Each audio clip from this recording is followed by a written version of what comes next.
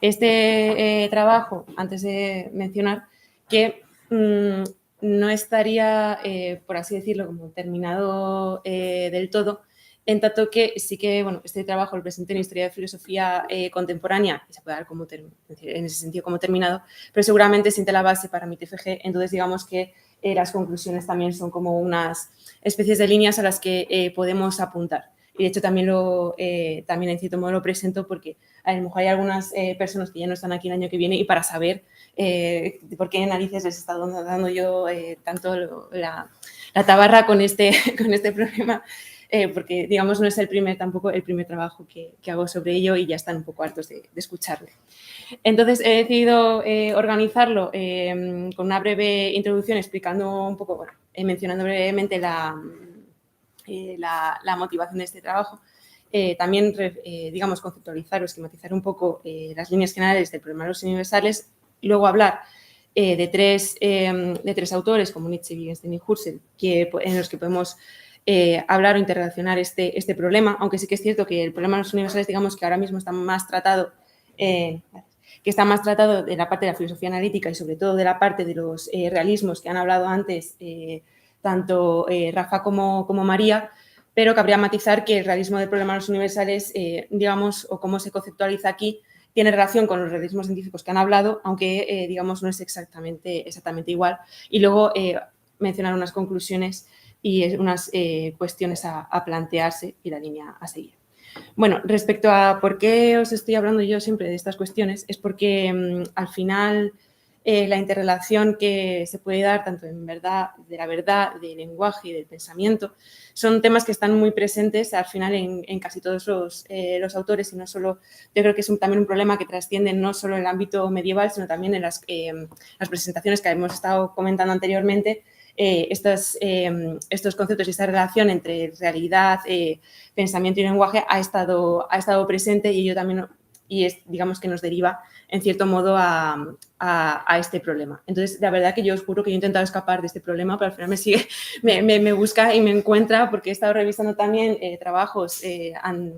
anteriores de yo propiamente hablar de estas cuestiones y vamos, que era un poco inevitable el hablar de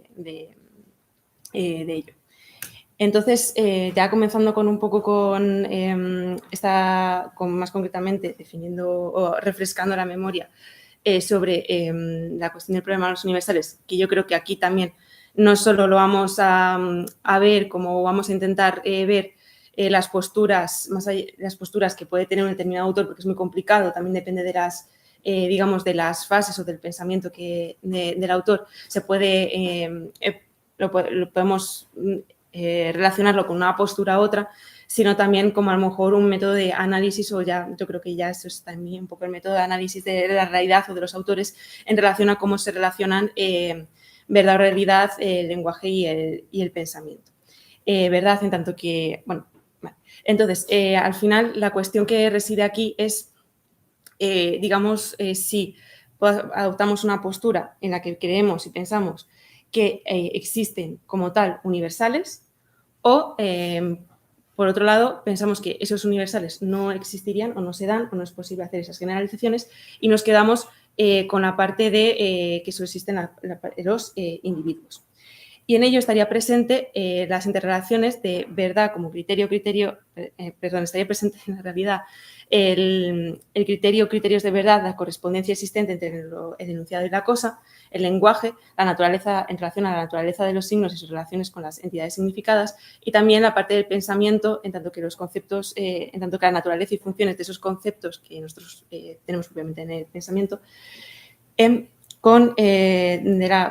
la naturaleza de lo individual y su relación con lo general, porque al final lo que también reside un poco de fondo es si podemos hacer o realizar una abstracción y entender esas características como algo general o, digamos, como más, por así decirlo, aséptico, no entendiendo unos panteístas, sino como esa extracción de esa generalidad o simplemente nos tenemos que quedar con esos individuos concretos y múltiples que se dan diferentes características y diferentes rasgos sin posibilidad de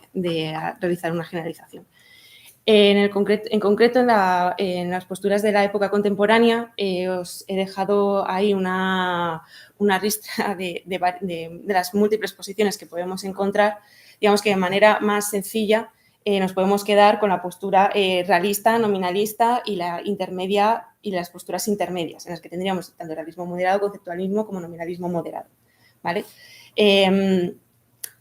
Tenemos que tener presente que ahora, digamos, un poco el debate está en, digamos, o se puede entender que la cuestión es si mantenemos una posición platónica, que normalmente se suele relacionar con los realismos, que sería esas posiciones que sí defienden la existencia de un universal, y es más, en algunos casos que existe como tal y que eso se da, o una postura más bien nominalista en la que, digamos, no existirían como tal esos universales o casi no se podría establecer, sino que existen las cuestiones concretas y, digamos, resaltando la mutabilidad y variabilidad de la realidad. Pero sí hay que resaltar, traer de colación un poco la terminología de tomista en relación a estas posturas, que a lo mejor también sirve bastante de guía, de que los realismos son concebidos también como universalia ante rem, en tanto que el universal está concebido antes, digamos, del propio objeto, de la propia cosa. Y digamos que ese universal está previamente a que nosotros, en nuestro conocimiento y cómo ello se constituye. Y, digamos, un nominalismo se puede relacionar con un universalia post-rem, en tanto que a lo mejor el universal se debería de constituir después de la cosa. No es condición necesaria que haya algo antes para poder conocer esas cuestiones. Y luego unas posturas intermedias en las que, digamos, sería conceptual universalia in rem, en lo que, digamos, el universal se podría decir que estaría como en la cosa, por así decirlo, traduciendo directamente. Pero bueno, también hay infinitud de matices, infinitud de cuestiones, entonces yo lo estoy tratando también a nivel general, lo que tengáis seáis conscientes de que aquí nos podemos enzarzar en discusiones de diferentes realismos en este sentido, como diferentes nominalismos, diferentes posturas moderadas, según entendamos uno qué cosa o según también demos esa relación entre verdad, lenguaje y pensamiento. Entonces, digamos que el primer punto que va a tratar es la parte de Nietzsche, que digamos resaltar el problema de la conceptualización, porque digamos que vamos a partir o plantear un poco qué sucede, cómo esa interrelación de verdad, lenguaje, pensamiento y verdad parece que, digamos, a cierto punto, según lo que plantean sobre la verdad y la mentira en sentido extramoral, había un problema de conceptualización a la hora de nosotros ir a conocer la realidad,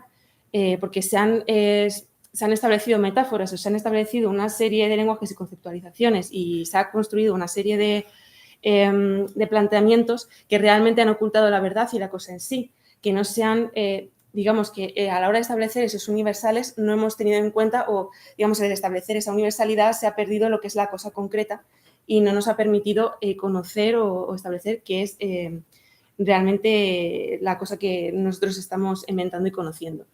Entonces, claro, se plantea una ruptura entre el plano de verdad, lenguaje y concepto, porque digamos que ellos no se corresponderían, no se plantearían. De esta manera, digamos que Nietzsche estaría rompiendo un poco con esa cuestión realista y se iría al plano nominalista, en cierto modo, resaltando la variabilidad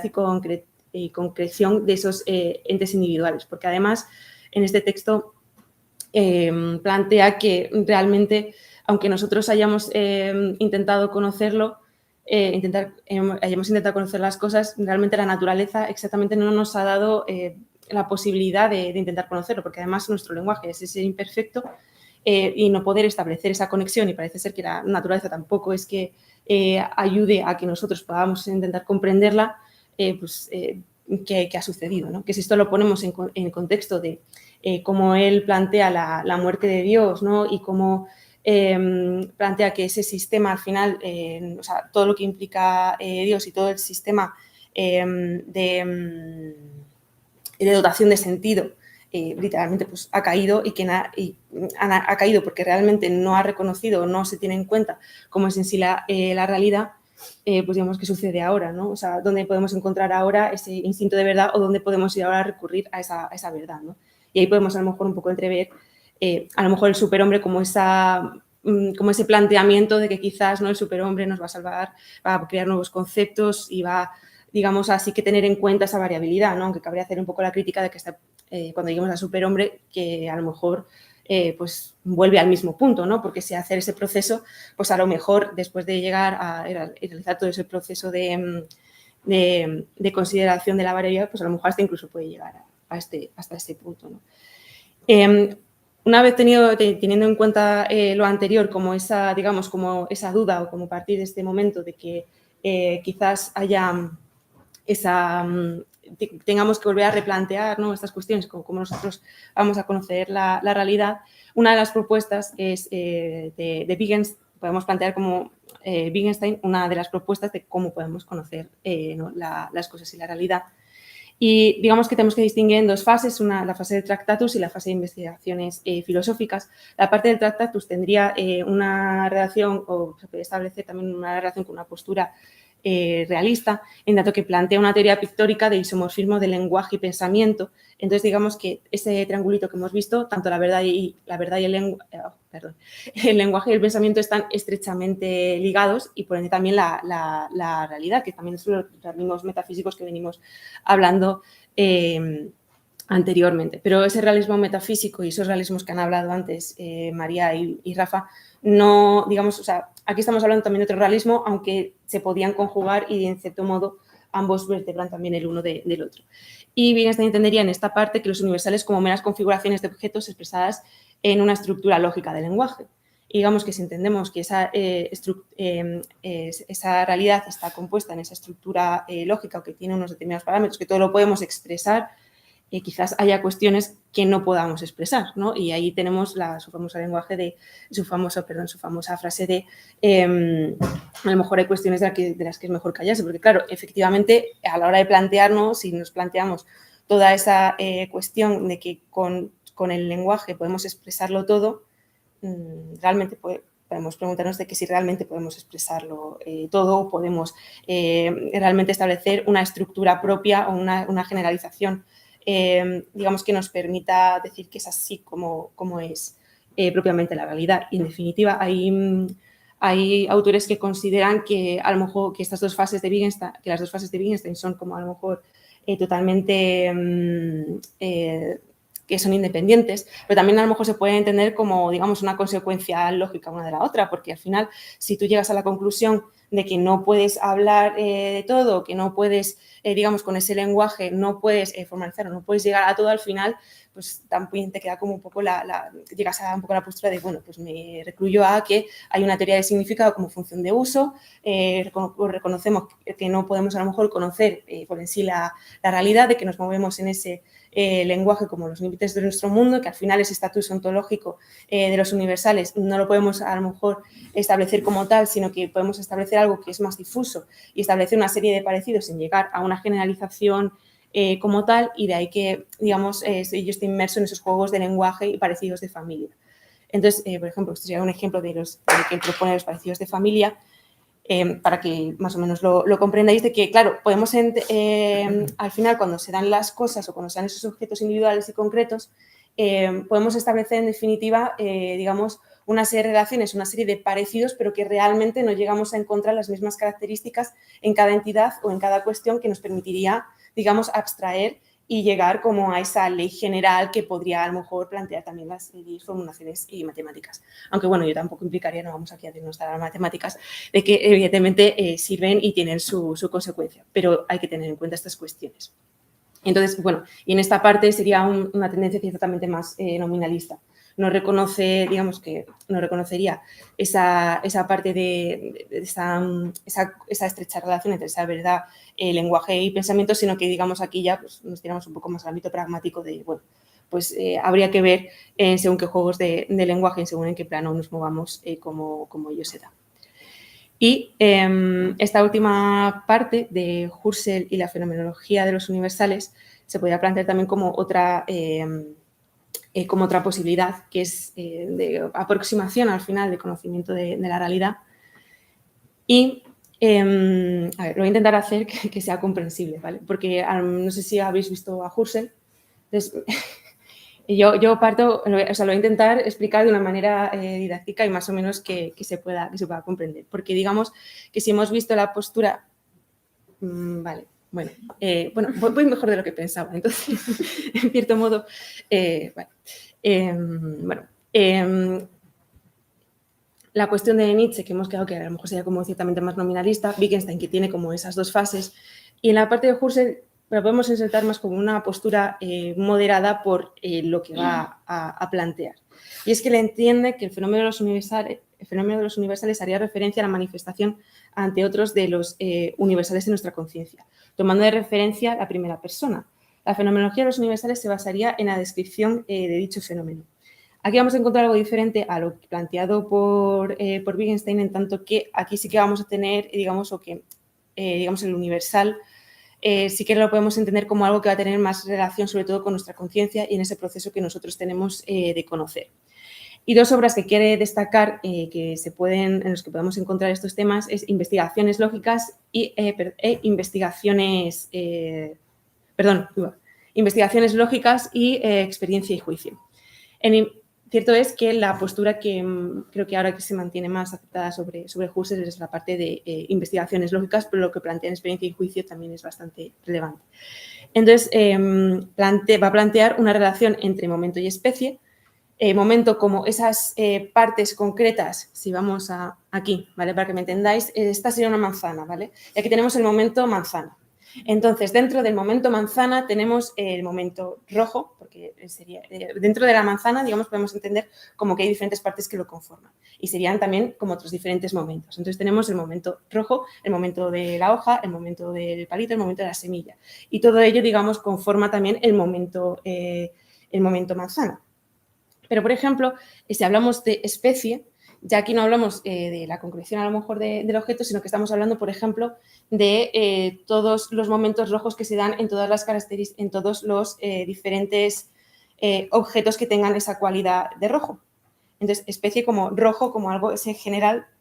que se tiene, pero por ejemplo aquí en concreto se da. Pero aquí, por ejemplo, sería el momento rojo,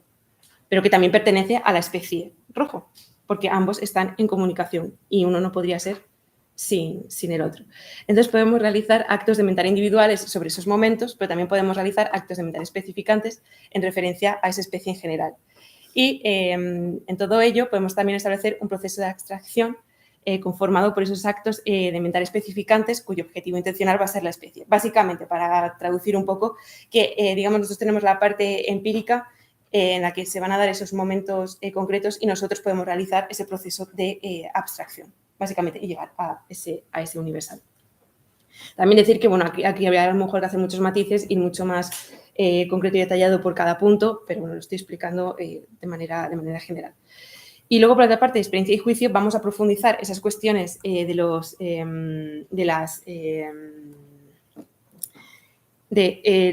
momentos y de las especies, en tanto que aquí va a distinguir entre universales empíricos instanciados y universales puros y trascendentes. ¿Ello qué quiere decir? Que en nuestra empiricidad vamos a poder abstraer una serie de universales empíricos, que estos van a tener relación con fenómenos prelingüísticos de, digamos, cómo nosotros hemos ido denominando por tradición, por cultura, los diferentes objetos. Y serían restrictivos en tanto que, digamos, hay una posibilidad limitada de maneras de concebir esos universales empíricos. Sin embargo, los universales puros y trascendentes, digamos que ya habríamos, ascendido, iríamos también tener relación con una intuición intelectual, es decir, que también los universales empíricos tienen relación con la con la intuición empírica que se plantea, porque reconoce tanto intuiciones empíricas como intuiciones intelectuales, y digamos que estos van a ser menos restrictivos en tanto que se van a basar en la libre fantasía y en la libre configuración que nosotros podemos plantear en nuestra conciencia. Es decir, esta manzana que nosotros hemos visto, a lo mejor como universal empírico, podemos identificar podemos identificar manzanas verdes, manzanas amarillas o rojas, pero a lo mejor en ese universal puro, en esa libre fantasía, podemos podemos concebir que a lo mejor hay una manzana azul, aunque no necesariamente ello tiene por qué darse en nuestra empiricidad. Y los plantea además como con un carácter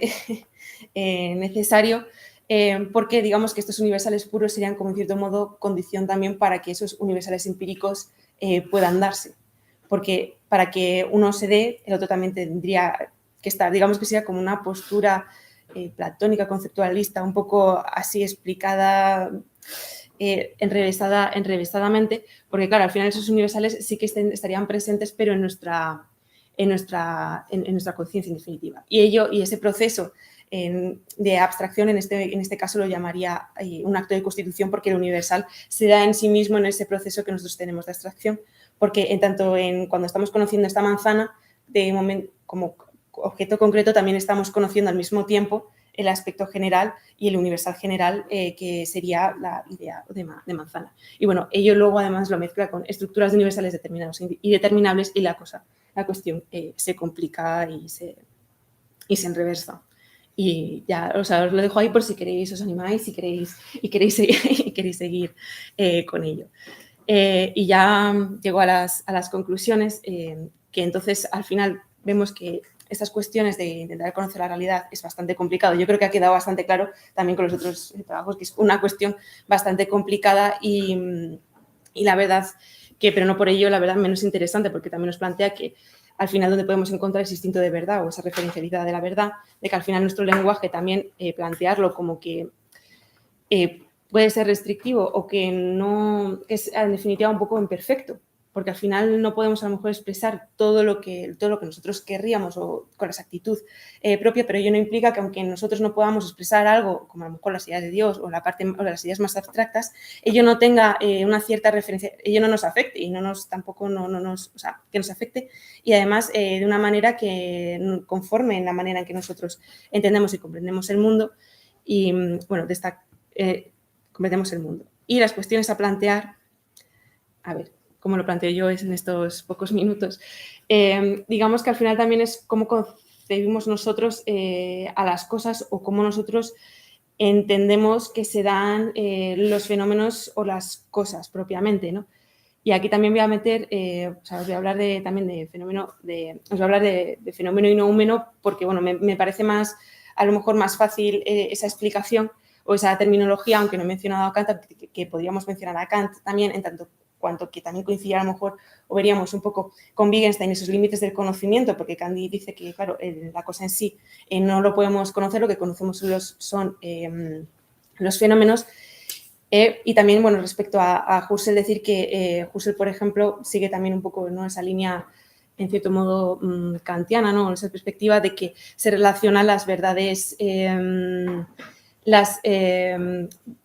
se relaciona el a priori con algo que es necesario en esos universales puros que sean necesarios para que se den, y lo a priorístico como con la parte no me salen ahora las palabras, de contingencia. Y eso lo plantea así, de esta manera, aunque bueno, también cabría preguntarse que en esa infinitud de límites de la conciencia, pues bueno, no sé, cabría a lo mejor cuestionarse si eso es realmente así. Entonces, claro, nos hemos planteado de que hay una cuestión que es un fenómeno, ¿vale? Entonces, si recordamos lo de Wittgenstein, de que es nuestro límite de lenguaje, ¿no?, de que solo podemos conocerlo, de que realmente el noúmeno no lo podemos conocer en sí, pues la verdad que bueno, nos quedamos con el fenómeno, pero a lo mejor no conocemos lo que es en sí la cosa, ¿no? Y realmente nosotros queremos conocer también lo que es en sí la cosa. Y claro, también recordando lo de Nietzsche, que al final nosotros, en nuestro mental o nuestra manera de referirnos a la realidad, en cierto modo opacamos, ¿no?, ese propio fenómeno, y en definitiva lo que reside en concreto, que sería el noúmeno, ¿no? No se ve, pero ello no implica que no exista o que no esté presente. Entonces, a lo mejor podríamos plantear que ese mismo noúmeno es en sí un fenómeno, o sea, que en la misma cosa que se da, también un poco, a lo mejor en cierto modo interrelacionando con lo que hemos mencionado de que esa constitución de los universales, del universal empírico, del universal puro, y de esa relación con las cosas concretas, con el mismo género, con la misma parte general, pues digamos que pueden interrelacionarse, y ello a lo mejor nos abriría un poco, en cierto modo, de establecer sí que una relación más coherente entre esa verdad, lenguaje y pensamiento. Pero vamos a seguir adelantando, y ya os prometo que termino, de que estas cuestiones al final, ¿no veis? Siempre a lo mejor cuando lo representamos en un círculo que está así perfecto y cerrado, la verdad, una cuestión a lo mejor muy, muy tonta y muy simple, Pero claro, esto al final, claro, nos lleva a lo mejor también a pensar de que, jolín, pues realmente ello no se relaciona con otras cuestiones, ¿no? De que es en sí la cosa concreta, individual, que no se relaciona o que no es con otras cosas, y que habría preguntas hasta qué punto a lo mejor estas cuestiones también se interrelacionan, ¿no? con otros fenómenos inhúmenos, ¿no? Cómo se relaciona en sí con la realidad en general y también no solo, bueno, también habría que hablar de que, evidentemente, bueno, los usos sociales o como también nosotros nos expresamos puede también aquí tener a lo mejor relación, pero bueno, no me voy a meter y no me meto más. Claro, porque al final, digamos que no nos deja tampoco aquí la duda de que tenemos en diferentes momentos, podemos encontrar que hay unas diferentes cuestiones o un mismo elemento que se nos presenta de distintas maneras, pero que al final sigue siendo lo mismo. ¿Y cómo vamos a poder establecer un universal de algo que a lo mejor no podemos llamar siempre lo mismo o qué propias características en definitiva tiene? Porque es lo mismo, ¿no? Puede ser que sea lo mismo o que podamos establecer una negación de eso mismo. Y ya por concluir, y ya os dejo de dar ahora con este tema, concluir con este cuadro, de que creo que también sirve como un poco de conclusión o que a lo mejor ilustra también un poco lo que hemos venido diciendo anteriormente, también en las otras ponencias, de que si, por ejemplo, imaginemos, ¿no?, este cuadro entendido como la realidad y de estas diferentes líneas, como esas diferentes posibilidades de nosotros de acercarnos y de conocer la realidad, al final estamos en un determinado o en un determinado punto o en una parte de ese plano, pero ello no implica que no nos estemos conociendo propiamente, que no estemos realmente conociéndola. Ciertamente una parte, no a lo mejor toda entera, pero bueno, también manteniendo que a lo mejor nuestro conocimiento, en tanto que limitado, pues a ver, evidentemente no vamos a llegar a todo, pero sí que podemos conocer esa cierta parte de la realidad. Por no terminar con una nota pesimista, entonces que no desistáis en esa posibilidad de conocimiento de las cosas de la realidad, porque ciertamente a lo mejor no toda entera, pero sí que una parte podemos conocer. Y ya está.